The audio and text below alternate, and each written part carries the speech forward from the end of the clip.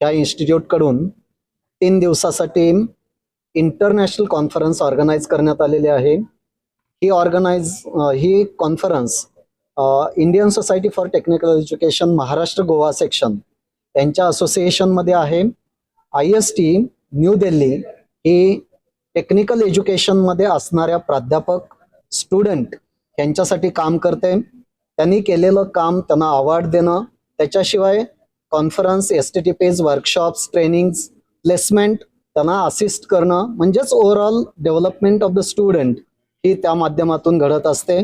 आणि IST च्या असोसिएशनमध्ये ISBM कॉलेज ऑफ इंजिनिअरिंग हा चांगला इनिशिएटिव्ह घेतलाय. आणि ह्या माध्यमातून जे आपल्याला प्रश्न पडतात रोजच्या जीवनामध्ये आणि ज्या इंडस्ट्रीना जे प्रॉब्लेम्स असतात, चॅलेंजेस असतात, ते सॉल्व्ह करण्यासाठी ह्या पेपर्समधून, पेपर आणि रिसर्च ओरिएंटेड पेपर्समधून ते पुष्टी मिळते. आणि त्याच्यामुळं जे काही सोल्युशन्स आहेत ते फास्ट ट्रॅकवरती येतात.